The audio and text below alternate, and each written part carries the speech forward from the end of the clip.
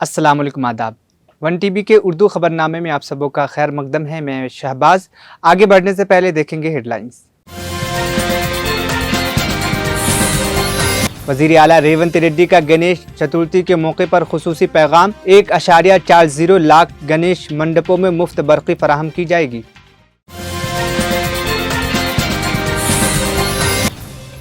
Haryana assembly इंतखाबात। विनेश फोगाट और बजरंग पुनिया के कांग्रेस में शमूलियत के बाद सियासी माहौल गर्म।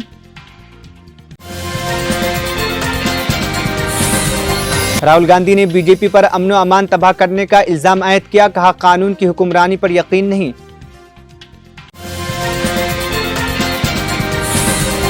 अजित पवार ने खानदान में तफरका पैदा करने की कोशिश पर तनकीद। शरद पवार ग्रुप में शमूलियत की तैयारी कर रही आतरम की बेटी को नसीहत। अब खबरें तफसील से। मुमताज़ ताजिर GVK रेड्डी और doctor G Viswanathan Vellore Institute of Technology VIT के बानी और चांसलर ने सैलाब मुतासिरीन के लिए वज़ीर आला रेवंत रेड्डी फंड में मजमूई तौर पर 6.5 करोड़ रुपए का अतिया दिया है। GVK रेड्डी ने 5 करोड़ रुपए का अतिया दिया और वज़ीर आला रेवंत रेड्डी से उनकी रिहाइशगाह पर मुलाकात की ताकि चेक हवाले किया जा सके। वज़ीर आला रेवंत रेड्डी ने इजहार तशक्कुर करते हुए रेड्डी के अज़्म की सताइश की। डॉक्टर GK विश्वनाथन शंकर विश्वनाथन के साथ मिलकर 1.5 करोड़ रुपए का अतिया दिया और वज़ीर आला से मुलाकात की। उनके ताउन पर शुक्रिया अदा किया गया। वज़ीर आला ने उनकी इमदादी कोशिशों की सराहना और हुकूमत की इमदादी कामों में उनकी मदद की तारीफ की। गणेश चतुर्थी के त्यौहार के मौके पर वज़ीर आला रेवंत रेड्डी ने खैरताबाद गणेश मंडप में पूजा की। इस मौके पर आवाम को गणेश त्यौहार की मुबारकबाद देते हुए उन्होंने रियासत में अमन, तरक्की, खुशहाली और बेहतर पैदावार के लिए अपनी नेक तमन्नाओं का इजहार किया। वज़ीर आला रेवंत रेड्डी ने बताया कि हुकूमत ने गणेश त्यौहार के सिलसिले में बड़े पैमाने पर इंतजामात किए हैं और दोनों शहरों में 1.40 लाख गणेश मंडप इस्तादा किए गए हैं। रेवंत रेड्डी ने अपने खिताब में कहा कि TPCC के सदर के ओहदे से वज़ीर आला बनने तक का सफर उन्होंने अवाम की खिदमत के अज़्म के तहत तय किया है। हालिया शदीद बारिश और सैलाब की सूरत हाल का जिक्र करते हुए उन्होंने तस्लीम किया कि आवाम को मुश्किलात का सामना है, लेकिन उनकी हुकूमत मुतासिरीन को हर मुमकिन राहत और इमदाद फराहम करने के लिए पुरज़्म है। मत सामरस्यम, पाड़ी पंटलु, ప్రశాంతమైన వాతావరణంలో దేవుడి ఆశీర్వాదంతోని మన రాష్ట్రం ముందడుగు వేస్తుంది.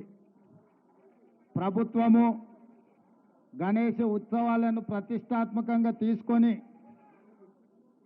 గణేశ ఉత్సవ సమితి నాయకులందరినీ, నిర్వాహకులందరినీ కూడా సచివాలయానికి ఆహ్వానించి అందులో ముఖ్యంగా ఖైరతాబాద్ గణేశ ఉత్సవ సమితి నిర్వాహకులను కూడా రాష్ట్ర ప్రభుత్వం అధికారికంగా సచివాలయానికి ఆహ్వానించి వాళ్ళ సమస్యలు తెలుసుకొని గొప్పగా ఈ ఉత్సవాలను నిర్వహించడానికి అన్ని రకాలుగా రాష్ట్ర ప్రభుత్వం సహకారం అందించడం జరిగింది. ఆ సందర్భంగా హైదరాబాదు నగరంలో 1,40,000 విగ్రహాలను నవరాత్రి ఉత్సవాలకు నెలకొల్పుతున్నారు. ఈ 1,40,000 విగ్రహ ఈ ఆరాధన కార్యక్రమంలో ప్రభుత్వం వైపు నుంచి ఉచిత కరెంటు ఇవ్వాలి అని వాళ్ళు అడిగితే భక్తుల సౌకర్యార్థము రాష్ట్ర ప్రభుత్వము ఈ నిర్వహణకు అవసరమయ్యే విద్యుత్తును ఉచితంగా అందించడం ద్వారా భక్తులకు అందుబాటులోకి ప్రభుత్వం తీసుకొచ్చింది. ఈ సంవత్సరం అత్యధిక వర్షాలు రావడమే కాకుండా అకాల వర్షాల వల్ల వరదలు రావడము, వరదలో ప్రజలకు ఇబ్బందులు జరగడము, కానీ దేవుడి దయ వల్ల, ఆశీర్వాదం వల్ల ఎక్కువ నష్టం జరగకుండా అతి తక్కువ నష్టంతో ఈరోజు మనందరం కూడా బయటపడ్డాము అని అంటే భక్తులందరూ భక్తి శ్రద్ధలతో ఈ ఉత్సవాలను నిర్వహించడమే అని చెప్పి మనం ఈరోజు స్మరించుకోవాల్సిన అవసరం ఉన్నది. అందుకే ఈరోజు ఈ కార్యక్రమంలో దీపాదాస్ మున్షి గారు, పొన్నం ప్రభాకర్ గారు, మాజీ మంత్రివర్యులు దానం నాగేందర్ గారు, మిత్రు అనిల్ కుమార్ యాదవ్ గారు, రాజ్యసభ సభ్యులు, అదేవిధంగా డాక్టర్ రోహిన్ రెడ్డి గారు, విజయారెడ్డి గారు, మాజీ శాసనసభ్యులు పెద్దలు చింతల రామచంద్రారెడ్డి గారు, గజ్జల నగేష్ గారు, ఇతర ముఖ్యులు, గణేష్ ఉత్సవ సమితి నిర్వాహకులు అందరూ ఈ కార్యక్రమంలో పాల్గొని మొదటి రోజు ఈ పూజా కార్యక్రమాన్ని ప్రారంభించడం ద్వారా తెలంగాణ నలుమూలల గణేష్ ఉత్సవాలను గొప్పగా నిర్వహించుకోవడానికి మీరందరూ ఆదర్శంగా నిలబడ్డందుకు మిమ్మల్ని అందరినీ మనస్ఫూర్తిగా అభినందిస్తూ ఈ నిర్వాహకులకు ఖైరతాబాద్ గణేష్ నిర్వాహకులకు ప్రత్యేకంగా అభినందనలు తెలియజేస్తున్నా. 1954 నుంచి ఈనాటి వరకు కీర్తిశేషులు పి జనార్దన్ రెడ్డి గారు ఉన్నప్పుడు ఇప్పుడు గొప్పగా ఈ ఉత్సవాలను నిర్వహించి దేశంలోనే ఖైరతాబాద్ గణేష్ నిర్వహణ ఒక ఆదర్శంగా నిలబడ్డది. ఇంకా ఈ సాంప్రదాయం కొనసాగాలి. పోయిన సంవత్సరం కూడా ఉత్సవాలకు నేను ఇక్కడికి రావడం జరిగింది. ఆనాడు పార్టీ అధ్యక్షుడిగా, ఈనాడు తెలంగాణ రాష్ట్ర ముఖ్యమంత్రిగా మీ ఆహ్వానం మేరకు మొదటి రోజే ఇక్కడికి రావడం జరిగింది. భవిష్యత్తులో కూడా తప్పకుండా నిర్వాహకులు ఎప్పుడు ఆహ్వానించినా హాజరై ఈ ఉత్సవాలలో పాల్గొనడానికి మా ప్రభుత్వం సిద్ధంగా ఉందని తెలియజేస్తూ మీ అందరి దగ్గర సెలవు తీసుకుంటున్న. ధన్యవాదాలు. तेलंगाना बीजेपी के रुकन असेंबली राजा सिंह ने गणेश फेस्टिवल के दौरान हिंदुओं से हलाल प्रोडक्ट्स की बायकाट की अपील की है। राजा सिंह, जो तवील अरसे से हलाल प्रोडक्ट्स के खिलाफ वकालत करते आए हैं, ने अपनी हालिया बयान में कहा है कि हलाल प्रोडक्ट्स के सर्टिफिकेट्स जारी करने वाले इदारे उन प्रोडक्ट्स को तैयार करने वाले कंपनियों से रकम वसूल करती है और ये रकम दहशतगर्दी के फंडिंग के लिए इस्तेमाल की जाती है। राजा सिंह ने मजीद दावा किया है कि हलाल प्रोडक्ट्स दहशतगर्द ग्रुप्स की एक बड़ी साजिश है जिसका मकसद हिंदुओं की त्योहारों के दौरान रकम जमा करना है। उनके इस बयान ने गणेश फेस्टिवल के दौरान हलाल प्रोडक्ट्स के हवाले से एक नई बहस छेड़ दी है। ప్రతి ఒక్క హిందూ అన్న తమ్ములకి అక్క చెల్లెలకి వినాయక చతుర్థి శుభాకాంక్షలు. నేను మీకు ఒక రిక్వెస్ట్ చేయాలని ఈ యొక్క వీడియో నేను తయారు చేస్తున్నాను. ఇవాళ భారతదేశంలో ఒక పెద్ద కుట్ర జరుగుతుంది. ప్రతి ఒక్క మన హిందూ ఫెస్టివల్ జరిగే సమయంలో ఈ టెర్రరిజంకి సంబంధించిన కొంతమంది మన హిందూ ఫెస్టివల్లో డబ్బులు సంపాదించుకుంటున్నారు. ఏ విధంగా వాళ్ళు డబ్బులు సంపాదించుకుంటారంటే అది మీకు తెలియదు, కానీ చెప్పే బాధ్యత నాది. మనము ఇప్పుడు వినాయక చతుర్థి మన హిందువులకి ఒక పెద్ద పండగ. ఈరోజు మనము చాలా వైభవంగా మన గణేష్ భగవాన్ని మన ఇంట్లో మనం తీసుకొని వస్తాం. మన బస్తీలో, మన కాలనీలో కూడా మనం కూర్చొని పెడతాం. పూజ గురించి మనం బజార్ వెళ్తాం, మిఠాయి కానీ ఇంకా పూజా సామాన్లు కానీ మనం తీసుకుంటాం. కానీ అదే పూజా సామాగ్రిలో, అదే స్వీట్ బాక్స్లో దాని బ్యాక్ సైడ్ హలాల్ సర్టిఫై అని ఒక సింబల్ ఉంటుంది. అది కనీసం మీరు చూసి కొనాలని నేను మీకు రిక్వెస్ట్ చేస్తున్నా. అసలు ఈ హలాల్ ఏంది? ఈ హలాల్ ప్రొడక్ట్ హిందువులు ఎందుకు కొనాలి? హిందూ ఎందుకు కొనద్దు? హలాల్ అంటే ముస్లిం వాళ్ళే కొనాలి. ఈ హలాల్ సర్టిఫికెట్ని ఒక ముస్లిం టెర్రరిజం ఆర్గనైజేషనే దానికి ప్రొజెక్ట్ ఇస్తున్నారు. ఆ హలాల్ సింబల్ని ఒక మిఠాయి డబ్బా వెనుక పెట్టడానికి వాళ్ళు డబ్బులు తీసుకుంటారు. కానీ మన వ్యాపారీ చేసేవాళ్ళు, బిజినెస్ చేసేవాళ్ళకి ఏం సంబంధం ఉండదు. వాళ్ళు ఏం చేస్తారంటే, అరే ఇది సింబల్ పెడితేనే హిందువులు కూడా కొంటారు, ముస్లిమ్స్ కూడా కొంటారు. ఎందుకంటే హలాల్ సింబల్ లేకపోతే ముస్లిమ్స్ కొనరు. కానీ ఈ డబ్బులు ఎవరికి వెళ్తుంది? టెర్రరిస్ట్కి వెళ్తుంది. అందుకోసం మన స్వీట్ కానీ, పూజా సామాగ్రి కానీ, ఏదైనా ప్రొడక్ట్ మీరు కొనాలంటే హలాల్ సర్టిఫికెట్ ఆ ఒక చిన్న సింబల్ బాక్స్ వెనక కానీ, బాక్స్ ముందు కానీ, దేంట్లోనే కానీ, మనం తినే ఆహారంలో కూడా ఏదైనా మనం బియ్యం ప్యాకెట్ కానీ ఏదైనా తీసుకుంటే కూడా హలాల్ సింబల్ ఉంటే తీసుకోకండి. ఇదే నా ఒక నివేదిక. భారతదేశంలో వేరే వేరే రాష్ట్రంలో ధర్మం పట్ల పనిచేసే వాళ్ళకు చంపుతున్నారు. చంపేవాళ్ళు ఎవరున్నారు? టెర్రరిస్టు. అదే టెర్రరిస్ట్కి ఫైనాన్షియల్గా కానీ, ఫిజికల్గా కానీ, అడ్వకేట్ పరంగా కానీ వాళ్ళకి జైల్లో డబ్బుల పరంగా కానీ అన్ని విధాలుగా ఇదే టెర్రరిస్ట్ ఆర్గనైజేషన్ వాళ్ళకి డబ్బులు ఇస్తారు. ఆ డబ్బులు ఎవరు ఇస్తున్నారు? అది మీరు ఇస్తున్నారు. ఎట్లా? ఇదే ప్రొడక్ట్ కొని. అందుకోసం ఈ సంవత్సరం ఒక మనం మంచి సంకల్పం తీసుకుందాం. ఈ సంవత్సరం వినాయక చతుర్థితోని మేము ప్రారంభం చేస్తాం. ఏదైనా ప్రొడక్ట్ కొనాలంటే వితౌట్ హలాల్ సింబలే కొంటామని మనం ఒక మంచి సంకల్పం తీసుకుందాం. భారత్ మాతా की जय. याकूतपुरा में एक शख्स मोहम्मद यूनुस ने मुबैना तौर पर रैन बाजार पुलिस की हरासानी से तंग आकर खुदकुशी कर ली। मोहम्मद यूनुस ने अपनी मौत से कबल एक वीडियो रिकॉर्ड किया जिसमें उन्होंने रैन बाजार पुलिस पर हरासानी का इल्ज़ाम लगाया और कहा कि उन्हें पुलिस की मुसलसल दबाव की वजह से खुदकुशी का कदम उठाना पड़ा। ज़राए के मुताबिक मोहम्मद यूनुस का भांजा कैफ लड़की लेकर फरार हो गया था और पुलिस इस मामले में मोहम्मद यूनुस और उनके रिश्तेदारों को हरासा कर रही थी। यूनुस ने वीडियो में बताया कि पुलिस कांस्टेबल ने उन्हें धमकी दी कि अगर भांजा नहीं मिला तो उन्हें गिरफ्तार कर लिया जाएगा, जिसकी वजह से वो शदीद खौफ में मुब्तला थे और दुकान भी नहीं जाया करते थे। याकूतपुरा के रुकन असम्बली जाफर हुसैन मेराज ने मोहम्मद यूनुस के घर पहुंचकर पुलिस की मुबैना हरासानी के वाक़े की तहक़ीक़ात का वादा किया और जिम्मेदार पुलिस ओहदेदारों के खिलाफ सख्त कार्रवाई का मुतालबा किया। इस वाक़े ने मकामी सतह पर पुलिस की कार्रवाइयों पर सवाल उठा दिए हैं और अवाम में गम व गुस्सा की लहर दौड़ गई है। हेलो सर, नमस्ते। नमस्ते सर। वहाँ कल रात को आए थे, कहते घर को बच्ची को फ़ोन करे कहते लेके जाते बोल के। ये क्या साहब हम लोगों की क्या गलती है इसमें? बोलो वो लोग कहाँ हैं कि किधर है कि किसी को नहीं मालूम। ना मेरे को मालूम, ना मेरी वालदा को मालूम, ना मेरे भाई को मालूम। ख़ानदान के हर बात को पूछ लो आप, किसी को नहीं मालूम। ये आप लोगों की हैबत बहुत भूल गई साहब। एक तो मेरा हाथ भी नहीं हो रहा, हाँ, आपकी हैबत से ना दुकान को जाना दिल हो रहा। क्या करना बोलो हम?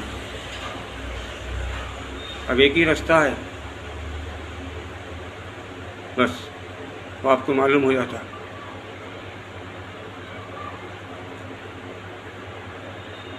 सर बहुत मजबूर है सर हम लोग। हाँ, किसी को नहीं मालूम कहाँ है वो लोग, किधर है, कौन सी हालत में है।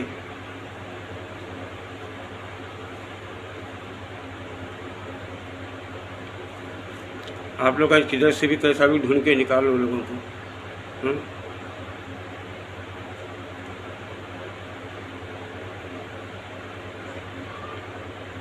मेरी बच्ची का, मेरे घर वालों का ख्याल रखो बस।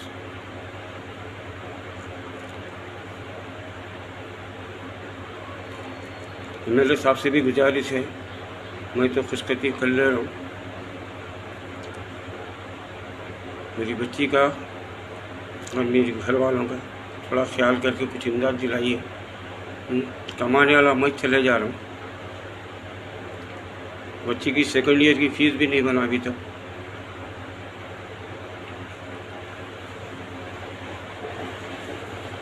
निमरोज भाई, या कैसा भी कोशिश करिए। मैं आपके ऑफिस के सामने ही रहता हूँ, वहीं बैठा हुआ रहता था। ठीक है ना सर? अस्सलाम वालेकुम।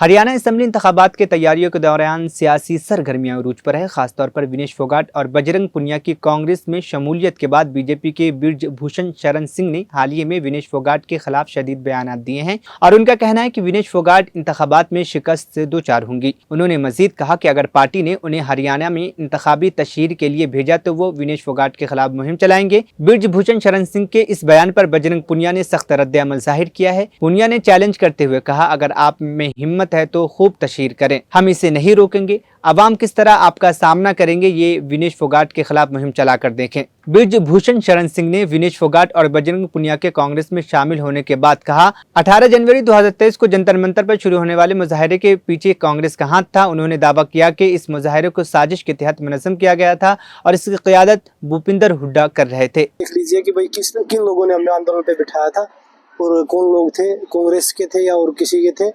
और उस समय ना हमारा राजनीति से कोई लेना देना था। स्टार्टिंग के हमने किसी राजनेता को मंच पे नहीं चढ़ने दिया था और बीजेपी के नेताओं को हमने लेटर लिख के दिया है, अगर वो फिर भी नहीं आए तो उनका काम है ये नैरेटिव फैलाना कि भाई ये कांग्रेस पार्टी ने करवाया था, ये फलाने ने करवाया था। ऐसा कुछ नहीं है, पूरे देश ने देखा और आज भी पूरा देश खिलाड़ियों की बेटियों के साथ खड़ा है। सीपीआई के जनरल सेक्रेटरी डी राजा ने बीजेपी पर झारखंड असेंबली इंतखाबात से कबल दूसरे पार्टियों के लीडरान की खरीद फरोख्त का इल्जाम आयद किया है।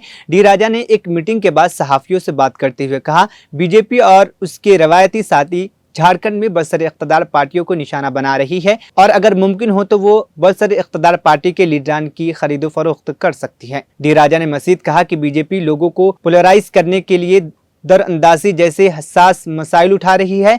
उन्होंने ये बात भी कही कि इस तरह की सरगर्मियां झारखंड में जारी है और उनका मकसद इंतखाबी माहौल को हंगामा खेज बनाना है। Employment, underemployment are the major burning problems for our young people.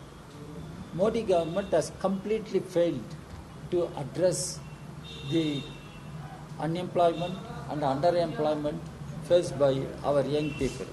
In such a situation, our party, the Communist Party of India, has given a call for countrywide agitation protest in the first week of September.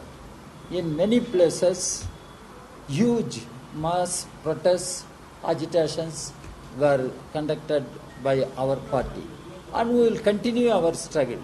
We will continue our struggle against price rise, against unemployment, against poverty, against the sufferings of our common people. They have been treated by Modi government is known to everybody. Farmers fought against those 3 anti-farmer laws. Finally, Mr. Modi was forced to kneel down and repeal those 3 laws. But Modi is yet to concede the accepted demand, minimum support price, to the farmers, MSP to the farmers. And farmers are continuing to agitate. Farmers are not getting. Uttar Pradesh के सुल्तानपुर में मंगेश यादव के encounter ने सियासत को गर्म कर दिया है। मंगेश यादव के अहलखाने ने पुलिस पर उन्हें बेदर्दी से मारने का इल्जाम लगाया है, जबकि हज़्ब इख्तलाफ के रहनुमा हुक्मरान जमात भारतीय जनता पार्टी बीजेपी और वजीर आला योगी आदित्यनाथ को तनकीद का निशाना बना रहे हैं। लोकसभा में कायदे हज़्ब इख्तलाफ और कांग्रेस के रुकने पार्लियामेंट राहुल गांधी ने बीजेपी पर हमला करते हुए कहा कि बीजेपी की हुक्मरानी वाली रियासतों में अमन व अमान की हालत बदतर हो चुकी है। राहुल गांधी ने सोशल मीडिया प्लेटफॉर्म एक्स पर मंगेश यादव केस के हवाले से तबसरा करते हुए लिखा, मंगेश के अहलखाने के आंसुओं ने एक बार फिर साबित कर दिया है कि बीजेपी कानून की हुक्मरानी पर नहीं यकीन रखती। पूरा मुल्क सवाल कर रहा है कि क्या अदालत या पुलिस फैसला करेगी कौन जिंदा रहेगा और कौन नहीं रहेगा। महाराष्ट्र असेंबली इंतखाबात से कबल नायब वजीर आला और एनसीपी सरबराह अजित पवार ने अपने एक बयान से सियासी हलचल मचा दी है। अजित पवार ने गढ़चिरौली में जन समान यात्रा के दौरान खिताब करते हुए खानदान में तफरका पैदा करने की कोशिशों को मजम्मत की और कहा कि ये माशरती तौर पर नाकाबिल कबूल है। अजित पवार ने एनसीपी के वजीर धर्माराव बाबा आतरम की बेटी को नसीहत करते हुए कहा कि वो अपने वालिद के साथ रहें और ख़ानदान को तोड़ने की कोशिश न करें। उन्होंने कहा कि कोई भी अपनी बेटी से इतनी मोहब्बत नहीं कर सकता जितनी एक बाप करता है। मुआशरा ख़ानदान को तोड़ना पसंद नहीं करता। मैंने भी इसका तजुर्बा किया है और मैंने अपनी गलती मान ली है। ये बयान उस वक्त सामने आया जब धर्माराव बाबा आतरम की बेटी शरद पवार ग्रुप में शामिल होने की तैयारी कर रही है, जो कि सियासी तनाज़े का बास बन सकता है। वडिलांचं जेवढं लेकीवर प्रेम असतं तेवढं प्रेम कुणीच लेकीवर करू शकत नाही आणि असं असताना तुम्ही त्याच्यामध्ये कुठेतरी घरामध्ये फूट पाडण्याचा प्रयत्न करताय, हे बरोबर नाही, समाजाला हे आवडत नाही। त्या संदर्भामध्ये आम्ही पण अनुभव त्या ठिकाणी घेतलेला आहे। मी त्याच्यातनं मी माझी चूक मान्य केली।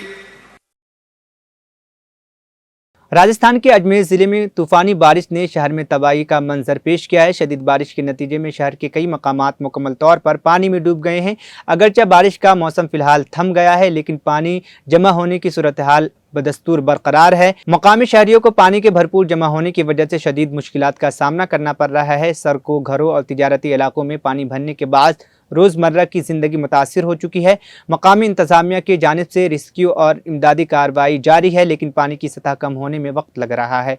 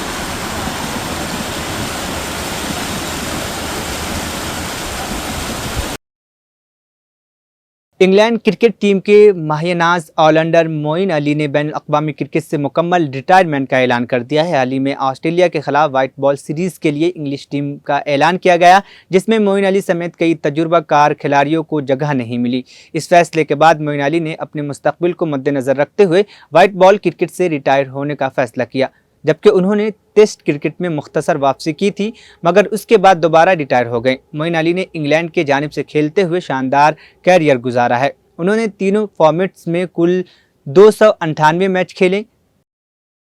सुपरस्टार सलमान खान की बहन अर्पिता खान और उनके शौहर आयुष शर्मा ने इस साल भी अपनी मुंबई घर पर गणेश चतुर्थी को बड़ी धूमधाम से मनाया। उनके घर में मुनक्किद होने वाले इस खुसूसी तकरीब में खानदान के अफराद और करीबी दोस्तों ने भी शिरकत की। तकरीब की वीडियो में सलमान खान के खानदान के दीगर अफराद जैसे सलीम खान, अरबाज खान, सुहेल खान, अलिया विंतूर को भी देखा गया है, जिन्होंने गणेश चतुर्थी की खुशियों में भरपूर हिस्सा लिया।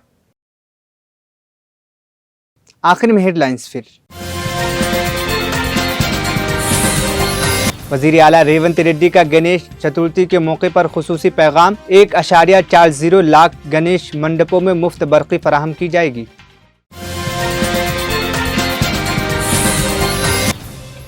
हरियाणा असम्बली इंतखाबात, विनेश फोगाट और बजरंग पुनिया के कांग्रेस में शमूलियत के बाद सियासी माहौल गर्म।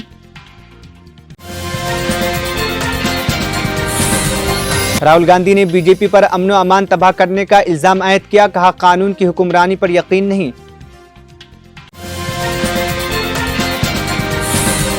अजित पवार ने खानदान में तफरका पैदा करने की कोशिश पर तनकीद, शरद पवार ग्रुप में शमूलियत की तैयारी कर रही आतरम की बेटी को नसीहत। 1 TV उर्दू खबरनामा यहीं पर इख्तिताम पजीद हुआ। मुझे दीजिए इजाज़त, फिर होगी कल मुलाकात। अल्लाह हाफिज़।